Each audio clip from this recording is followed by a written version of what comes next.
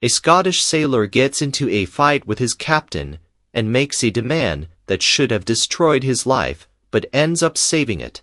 He insists on being left on a deserted island in the middle of the Pacific, rather than stay on what he believes is a doomed, rotting ship. That ship later sinks with almost everyone on it. He survives 4 years, completely alone, and his story becomes the real-life inspiration for Robinson Crusoe. If you were in his place, would you stay on the ship or gamble on the island? Now, picture this from his point of view. You're on a leaking wooden ship in the middle of the Pacific. Every step on the deck feels soft. Every wave sounds like the one that might finally break the hull. Your captain wants to keep sailing anyway. You lose your temper and shout, "I'd rather be left on that island than die on this ship." Most of us would cool off, apologize, and get back to work. One Scottish sailor didn't. His name was Alexander Selkirk, and when he stepped onto that island, he had no idea he was about to live the real Robinson Crusoe story for the next 4 years and 4 months.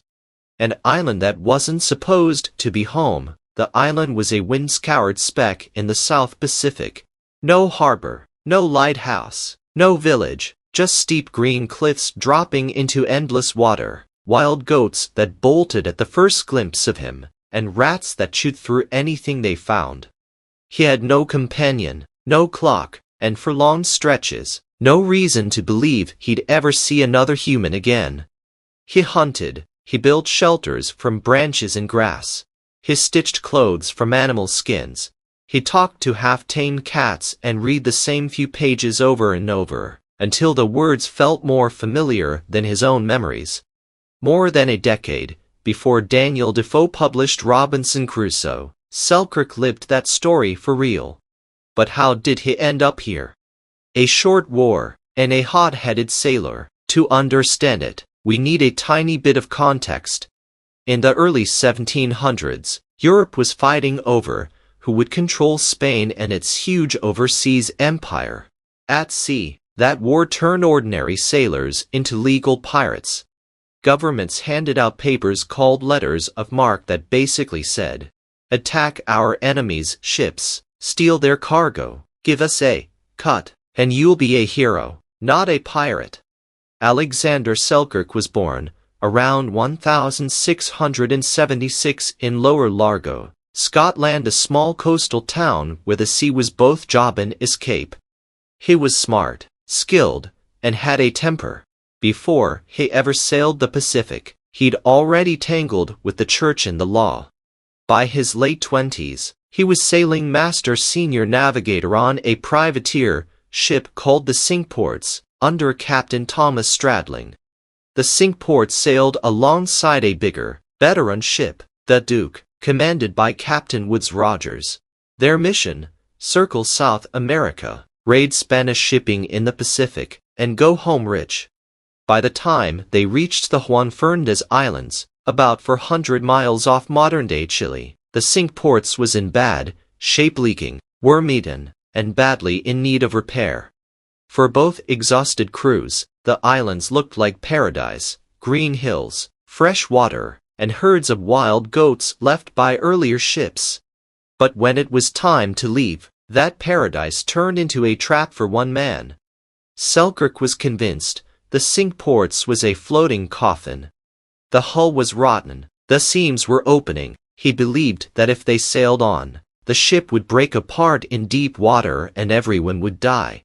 When Captain Stradling ordered the Cinque-Ports to leave the island and rejoin the Duke, Selkirk pushed backward. The argument escalated. He went beyond complaining. He said, in effect, "I'd rather stay here on this island than risk my life on your ship." Maybe he meant it as a bluff to force Stradling to repair the ship or change course. Stradling called that bluff.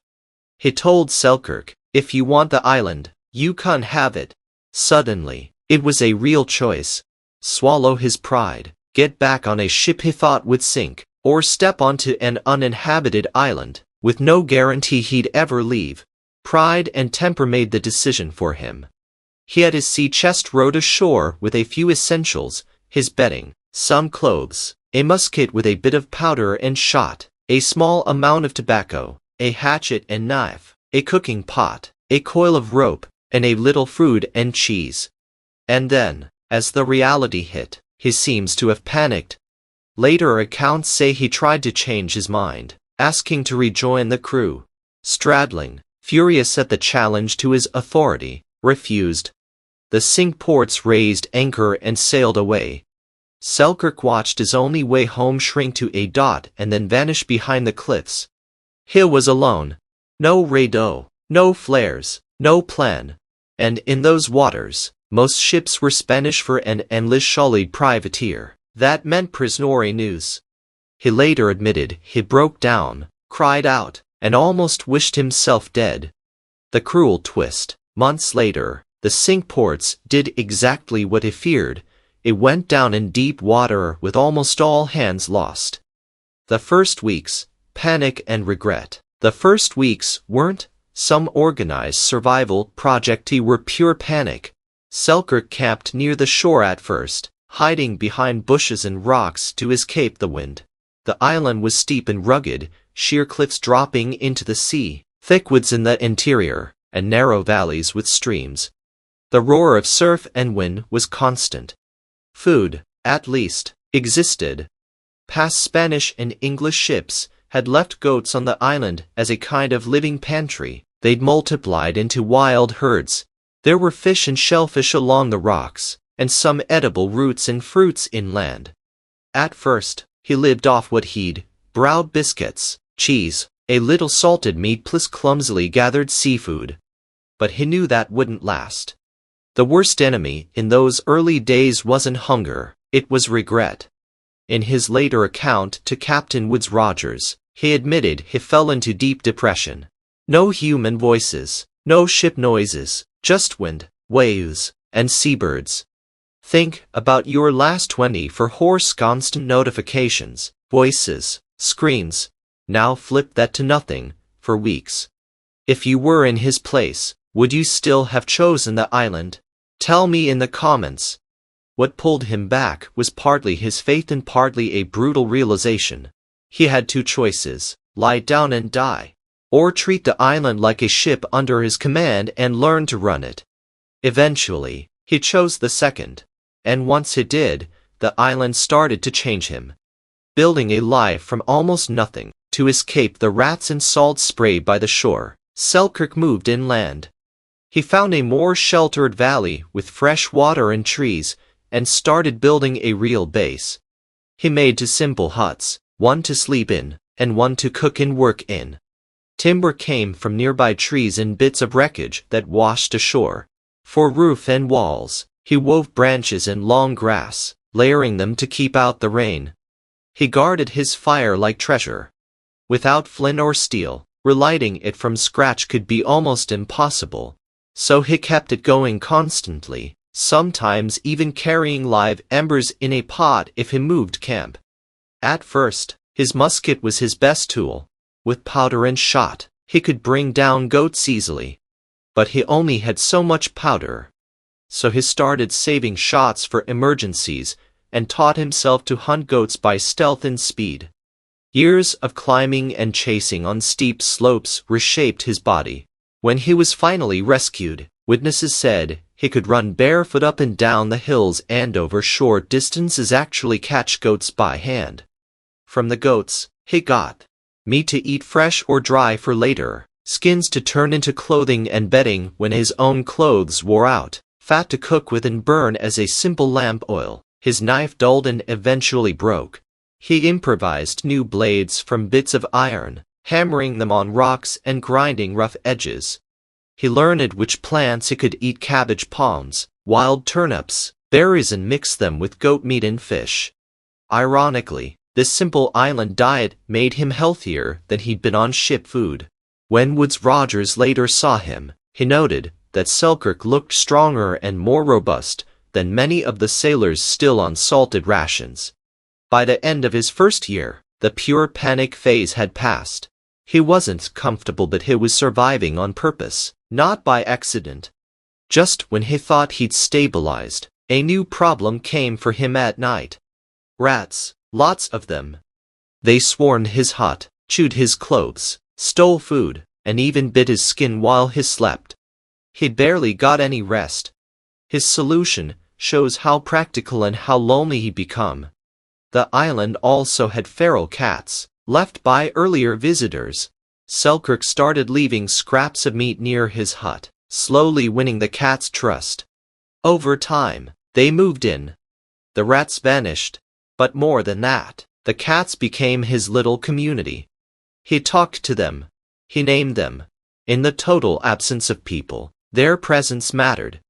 His other main companion was that Bible he read every day. Like many sailors of his time, Selkirk was deeply religious. He read scripture, prayed, and sang psalms aloud. He kept Sundays as a day of rest and devotion.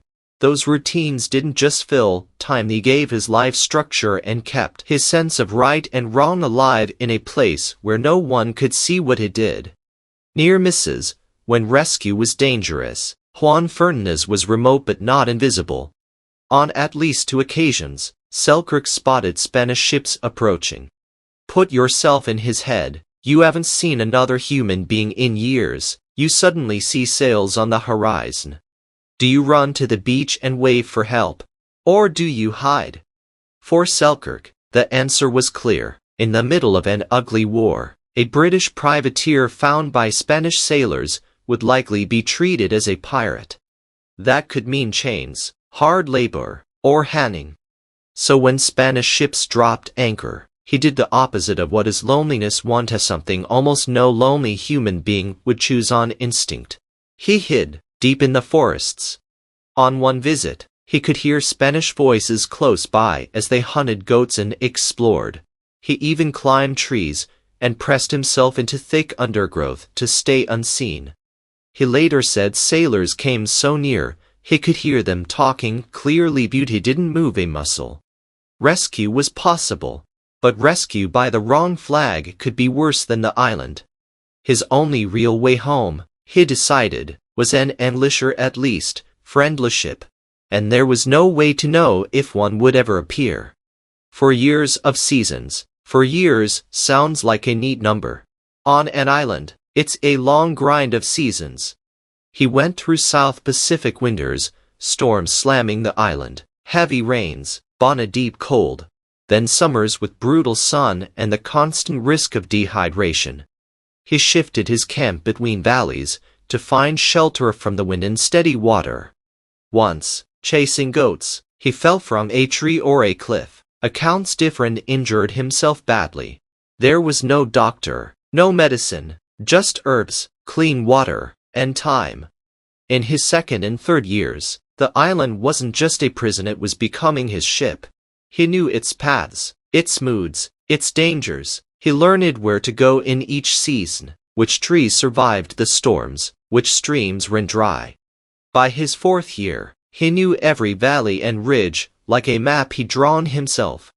Some days were awful, pain, hunger, and silence.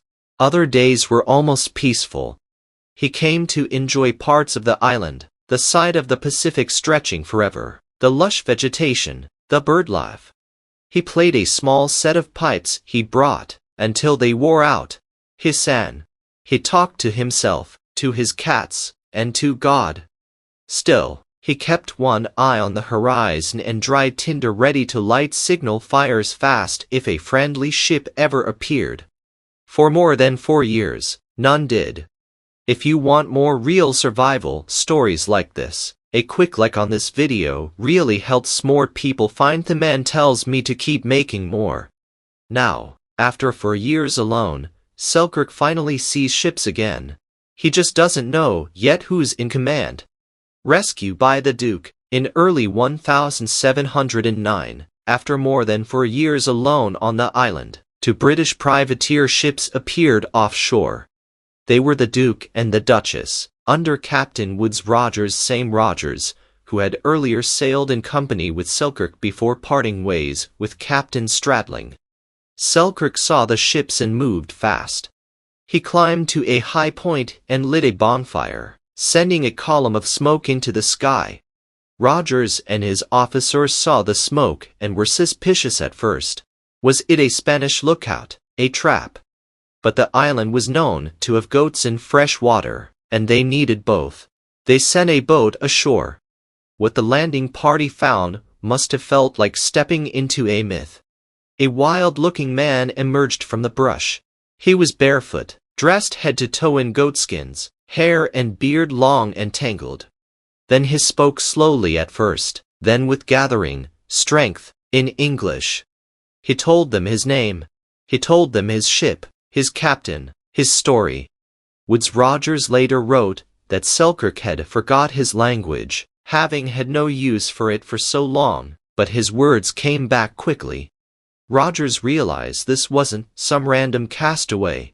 This was a skilled navigator, hardened by 4 years of solitary survival.